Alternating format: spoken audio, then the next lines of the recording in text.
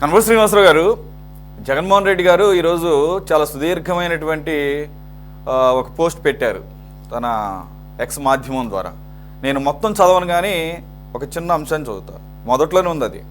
చంద్రబాబు గారు అసలు నా పర్యటనకు మీరు ఎందుకు ఆంక్షలు పెట్టి ఎవరు రాకూడదని కట్టడి. సురేష్ గారు ఒక్క నిమిషం నేను చెప్పాలి, మర్చిపోయాను. ఇప్పుడు జగన్మోహన్ రెడ్డి మీరు ఇంట్రొడక్షన్ లో చెప్పారు, జగన్మోహన్ రెడ్డి గారు నా పర్యటనలకి ప్రభుత్వం పూర్తిగా రక్షణ కల్పించలేదని మాట్లాడే సందర్భం ఇది. ఆయనకి గాయం జరిగిందా? ఆయన కాన్వాయ్కి గాయం జరిగిందా? ఆయన్ని నమ్ముకున్నటువంటి భక్తులు ఆయన దగ్గరకు వస్తే ఆయన డ్రైవర్ చేసిన దానికి గవర్నమెంట్ అండి బాధ్యులు. అసలు మాట్లాడతా కూడా వాళ్ళు అర్హత ఉందా? ఆ విధంగా మాట్లాడుతుంటే వెంకటేశ్వర గారు, ఇప్పుడు అలా అనుకుంటే చాలా సుదీర్ఘమైన చర్చ జరగాల్సి వస్తుంది. మీరు ఆ ట్వీట్ చదవలేదేమో, నేను ఇంతకుముందే చూసాను. మీరు ఒకసారి చూడండి. నేను మళ్ళా తీసుకుంటాను ఎంత సమయం అయినా పర్లేదు. ఇన్ ద మీన్ వైల్ మీరు ఈ లోపల ఒకసారి ఆ ట్వీట్ చదవండి, తెలుగులోనే పెట్టారు. దీంట్లో ఉంది కదా, ఓకే, పర్లేదు సార్. సార్ శ్రీనివాసరావు గారు, నమస్తే. రిపీటింగ్. చంద్రబాబు గారు అసలు నా పర్యటనకు మీరు ఎందుకు ఆంక్షలు పెట్టి ఎవరు రాకూడదని కట్టడి ఎందుకు చేశారు? గతంలో మీరు కానీ మీ పవన్ కళ్యాణ్ కానీ తిరుగుతున్నప్పుడు మేము ఇలాంటి ఆంక్షలు ఎప్పుడైనా పెట్టామా? ఇంకా చాలా ఉంది. దాని మొత్తం నేపథ్యం ఏంటంటే, కావాలని ఒక మాజీ ముఖ్యమంత్రికి Z+ కేటగిరీ సెక్యూరిటీ ఉన్నటువంటి పరిస్థితుల్లో ఏ రకమైన సెక్యూరిటీ ప్రోటోకాల్ అనుసరించాలో తెలిసి మీరు బుద్ధిపూర్వకంగా మీకు బుద్ధి పుట్టినప్పుడు ఇవ్వడం, బుద్ధి పుట్టినప్పుడు ఇలాగో విత్డ్రా చేయటం. అదేమంటే మేమేదో రూల్స్ వైలేట్ చేశామని చెప్పి ఫస్ట్ దాన్ని నాకు ఆన్సర్ చేయండి. మీరు కానీ మీ పవన్ కళ్యాణ్ గారు కానీ ఎప్పుడన్నా తిరుగుతున్నప్పుడు మేము ఆంక్షలు పెట్టామా? ముందుగా మీకు ప్యానల్లో ఉన్న ప్యానలిస్ట్ మిత్రులకి వీక్షకులందరికీ కూడా నమస్కారం. మీ నవ్వులోనే తెలిసిపోయింది ఆ ట్వీట్లో అర్థం. ఇంక మళ్ళీ దాని గురించి డిస్కషన్ అంటే, ఇప్పుడు అసలు జగన్మోహన్ రెడ్డి శాంతి భద్రతల గురించి వాటి గురించి మాట్లాడుతున్నాడంటే చాలా ఆశ్చర్యంగా ఉంది. మరి చంద్రబాబు నాయుడు ఇంటి గేటుకి తాళ్ళు కట్టిన వాళ్ళు, పవన్ కళ్యాణ్ గారు చంద్రబాబు గారిని చూడటానికి వచ్చినప్పుడు అరెస్ట్ చేసిన వాళ్ళు, మరి అనేక మంది దళితులను దారుణంగా హత్య చేసిన వాళ్ళు, దళిత వైద్యుల్ని రోడ్డు మీద బట్టలు లేకుండా కొట్టినోళ్ళు, అనేక మందిని హత్యాయత్నాలతో నిండినటువంటి, ఇంకా చెప్పాలి అంటే అది మీరు అన్నట్టుగా ఇంకో పెద్ద డిబేట్ అవుద్ది అది. అట్లానే విజయవాడకు చెందినటువంటి నత్వానీ గారు, ఒక డాక్టరు, ఆమెను తీసుకొచ్చి బాంబే నుంచి, ఇవన్నీ కూడా శాంతి భద్రతలు కావా అని అడుగుతా ఉన్నా. ఇవన్నీ నీ హయాంలో జరిగిన అరాచకాలు కావా అని అడుగుతా ఉన్నా. ఇవాళ నువ్వు శాంతి భద్రతల గురించి నాకు సెక్యూరిటీయా? ఈ సందర్భంగా ఒకటే గుర్తు చేస్తున్నానండి. చంద్రబాబు నాయుడు గారు అంతకుముందు ఆయన పాదయాత్ర అప్పుడు కూడా కావాల్సిన దానికి అనుకున్న దానికంటే ఎక్కువ సెక్యూరిటీ కల్పించటం కాకుండా 3-4 రోజులకు ఒకసారి డీజీపీతో సమావేశమయ్యి జగన్మోహన్ రెడ్డి గారి రక్షణ గురించి, ఆయనకిస్తున్నటువంటి సెక్యూరిటీ గురించి రివ్యూ చేసేవాళ్ళు. మరి అదే రివ్యూ చంద్రబాబు నాయుడు గారు మాజీ ముఖ్యమంత్రి ప్రతిపక్ష నేత అయిన తర్వాత మొట్టమొదటిసారిగా బయటకు వస్తే చెప్పులు రాళ్ళు విత్ డీజీపీ సహకారంతో, గౌతమ్ సవాంగ్ సహకారంతో వేసి భావ ప్రకటన స్వేచ్ఛ అన్న మీరు ఇవాళ చంద్రబాబు నాయుడు గారు నాకు రక్షణ కల్పించలేదంటే నిజంగా ఎంత దారుణంగా ఉందంటేనండి పరిస్థితి. ఈ సందర్భంగా ఒకటి గుర్తు చేస్తున్నాను సార్ మీకు. లోకేష్ గారు వచ్చినా, చంద్రబాబు గారు వచ్చినా పోలీసులతో పాటు వాళ్ళలో కలిసిపోయి ఈ వైకాపా గోండాలు, గంజాయి బ్యాచ్ ప్రతి చోట లోకేష్ గారిని, చంద్రబాబు గారిని, పవన్ కళ్యాణ్ని అడ్డుకున్నారా కాదా అని చెప్పేసి అడుగుతా ఉన్నా. గుంటూరులో ఒక దళిత విద్యార్థిని చంపేస్తే లోకేష్ గారు పరామర్శించడానికి వస్తే ఈ రౌడీ షీటర్ అప్పిరెడ్డి నాయకత్వంలో పానుగంటి చైతన్య అనే రౌడీ షీటర్ ఆధ్వర్యంలో వందలాది మంది లోకేష్ మీద దాడికి ప్రయత్నించారు. ఆ రోజు అకారణంగా పోలీసులు అరెస్ట్ చేసి పత్తిపాడు పోలీస్ స్టేషన్కి తీసుకెళ్లిన మాట నిజం కాదా? మా నాయకుల్ని ఎంతమందిని గోడలు దూకి తీసుకెళ్లారు? ఒక నరేంద్ర గారేంది, దేవినేని ఉమా గారేంది, అచ్చెన్నాయుడు గారేంటి, ఇక మా నాయకుల్ని ఎంతమందిని గోడలు దూకి ఈ రోజుకి మీ నాయకుల్ని ఒక్కళ్ళైనా మేము అసందర్భంగా అనాలోచితంగా గోడలు దొక్కటం కానీ ఏదైనా మిమ్మల్ని బెదిరించి కానీ తీసుకురావటం జరిగిందా ఈ రోజు వరకు కూడా? ఇవాళ మీరు అన్ని కేసుల్లో ఇరుక్కొని ఉన్నారు. ఇవాళ నిన్న జరిగిన సంఘటన ఏంటండి?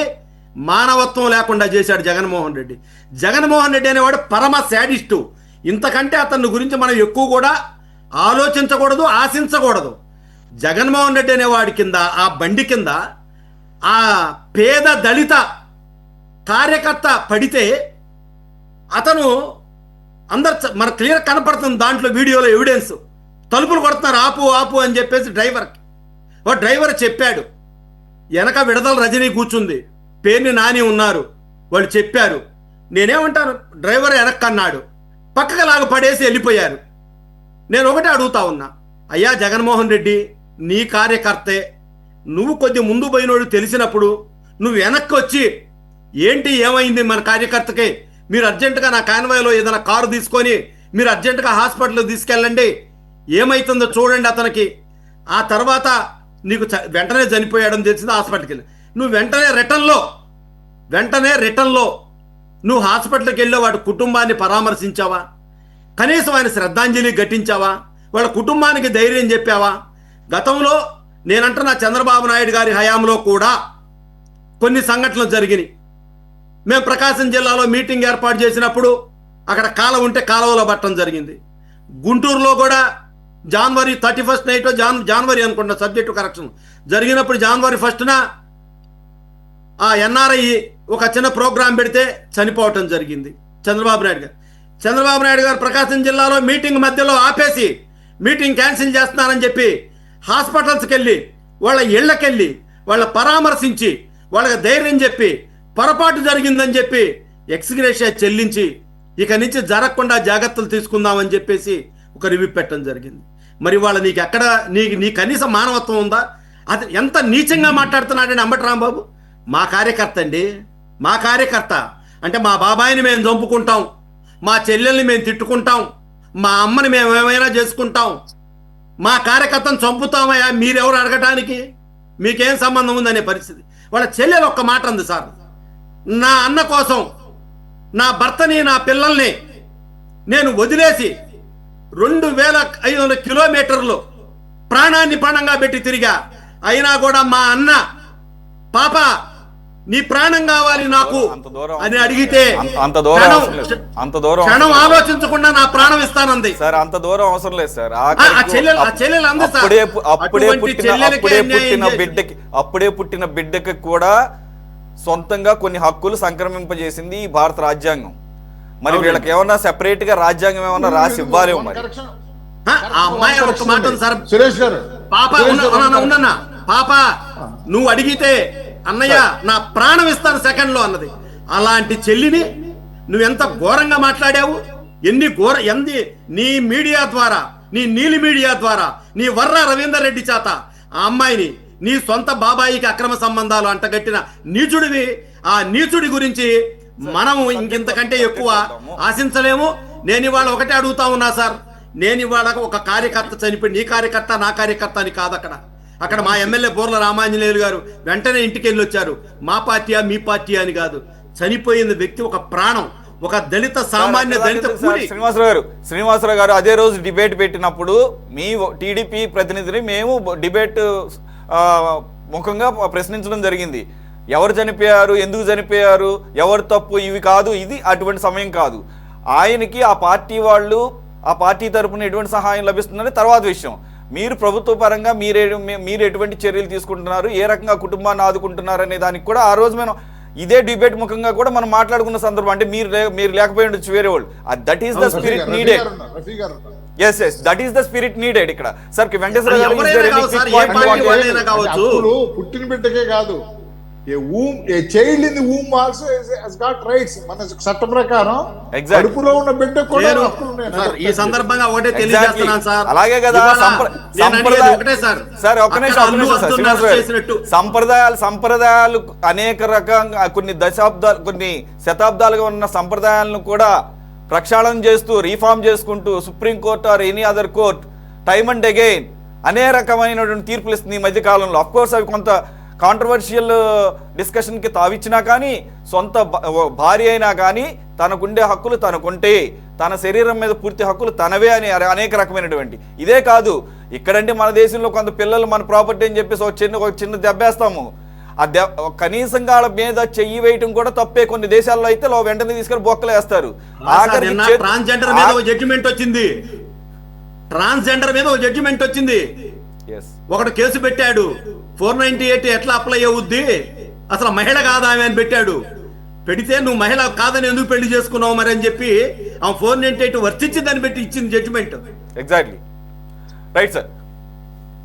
సార్ నేను ఒకటే చెప్తున్నా ఉన్నా రాజకీయ నాయకులకి ఇది ఒక గుణం. జగన్మోహన్ రెడ్డి అనే వ్యక్తిని ఆ సెక్షన్ బిఎన్ఎస్ 104, 106 ఎలాంగ్ విత్ 49 అది నాన్ బెయిలబుల్ ఎఫెన్సే కాదు, అప్ టు 5 to 10 years పడే పనిష్మెంట్ పడే అవకాశం ఉన్నందున ఖచ్చితంగా అతన్ని అరెస్ట్ చేస్తే ఏ పార్టీ నాయకులైనా, ఇక తర్వాత జనసేన అవ్వచ్చు, తెలుగుదేశం అవ్వచ్చు, ఒక విధి విధానాలు రూపొందించుకొని ఈ విధంగా ఎప్పుడైనా కూడా ఒక పార్టీ మీటింగ్ పెట్టుకోవాలన్నా, పరామర్శకు పోవాలన్నా కూడా ఒక విధి విధానాలు రూపించుకోవాలి తప్ప ఎలక్షన్ అయిపోయిన ఒక సంవత్సరానికే సీఎం అనుకుంటా రోడ్లంటబడి ఒక గంజాయి బ్యాచ్ని వేసుకొని ఏంటి రౌడీలపై గోండాలని పరామర్శించడానికి పోతా సంవత్సరం క్రితం ఒక ఆత్మహత్య చేసుకొని ఏదో పురుగు మందు దాగి బెట్టింగులకి పాల్పడి వైకాపా గెలుస్తుందని చెప్పి బెట్టింగులకు పాల్పడ్డ వ్యక్తి విగ్రహాలకు పోయే వ్యక్తుల్ని ఇక నాకు రక్షణ లేదు, మాకు ప్రభుత్వం రక్షణ కల్పించాలి. జగన్మోహన్ రెడ్డికి రక్షణ కల్పించటం లేదా? జగన్మోహన్ రెడ్డిని ఈ రోజు వరకు ఒక్క తెలుగుదేశం పార్టీ కార్యకర్తగానే అటాక్ చేశాడా? పాపం చంద్రబాబు నాయుడు గారు అధికారం పోయి 6 నెలలు కాకముందు ఆయన సీడ్ యాక్సెస్ రోడ్డులోకి వస్తే చెప్పులే ఇస్తారా? ఏది ఆయన బ్లాక్ క్యాట్ కమాండోస్ రక్షణలో ఉన్న జాతీయ నాయకుడి మీద చెప్పులు రాళ్లే ఇస్తారా మీరు? అదేమంటే వాళ్ళ కులస్తులే వేశారంట. అది నిరసనలో భాగం సార్. అది భావ ప్రకటన స్వేచ్ఛ వాళ్ళ కులస్తులే వేశారు. లేకపోతే చంపమనండి, వాళ్ళకి ఉన్నాడుగా వాడు కొడాలి నాని వంశీ చంపమనండి, వాళ్ళందరి చేత చంపించమనండి, వాళ్ళ కులస్తులేగా కేసు లేకుండా బాధ్యత చెప్తా ఉన్నాడుగా రాంబాబు, మా కార్యకర్త మేము చంపుకుంటాం, ఆ పేరుని నాని అంటాడు, మా కాపు కులస్తుడు పవన్ కళ్యాణ్ మేము తిట్టుకుంటాము.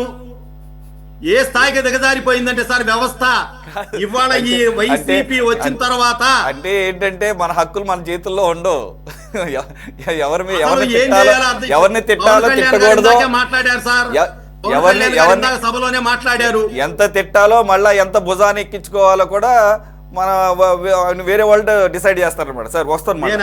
ప్రతిపక్షం మీరు ప్రతిపక్ష హోదా రాకపోయినా నువ్వు మాట్లాడు, ప్రభుత్వం చేసే తప్పులు ఎత్తి చూపు, నువ్వు ప్రజల్లో నువ్వు మంచి పేరు సంపాదించుకో. నీకు 1 సీటా 2 సీటా కాదు అక్కడ, మీరు ఇవాళ మాకు 23 సీట్లు. దానికి కూడా ఆ సుదీర్ఘ ట్వీట్ లో దానికి కూడా ఆయన మాట్లాడారు, ఆ విషయం కూడా స్పందించారు. ఆయన తర్వాత రోజు 2 గంటల పాటు సుదీర్ఘంగా ప్రభుత్వ తప్పుల్ని ఎత్తి చూపించడం ద్వారా మీ మీద ఉన్నటువంటి వ్యతిరేకతను, ఆయన మీద ఉన్న ప్రేమను మీరు తట్టుకోలేక ఈ కొత్తగా వీడియోలు తీసుకొచ్చేసి ఆయన్ని ఇలాగూ అప్రతిష్ట పాలు చేయాలని చెప్పేసి చూస్తున్నది కూటమి ప్రభుత్వం. ఇది మీకు తగునా చంద్రబాబు నాయుడు గారు, ఇక మీరు మారరా అని ఆయన ఆవేదన వ్యక్తం చేస్తున్నారు. ఒక్క నిమిషం. రాష్ట్ర ప్రజలందరూ అదే అనుకుంటున్నారు సార్. జగన్మోహన్ రెడ్డి నువ్వు మారవా, నీ బ్రతుకింతేనా, ఇంకా పద్దాకులు గుండెపోటు గొడ్డలిపోటు అది ఏంది అక్కడ గులకరాయి ఈ డ్రామాలు ఆపు. నువ్వు ఇంకా దయచేసి రాజారెడ్డి రాజ్యాంగం మర్చిపో, ఈ రాష్ట్రంలో అంబేద్కర్ రాజ్యాంగం నడుస్తుంది అని గుర్తు తెచ్చుకొని గుర్తు ఎరిగి బతికితే, లేదంటే నువ్వు గాని నీ పార్టీని గాని ప్రతిపక్ష హోదా లేకుండా ప్రజలు. నేను ఒక్కటే అడుగుతాను, జగన్మోహన్ రెడ్డిని అర్ధరాత్రి పడుకొని అతను ఎటు 2-3 దాకా పడుకోడు అనుకోండి, సైకో లక్షణాలు, అతను ఒక్కసారి గుండె మీద చేసుకొని ఆలోచించమనండి.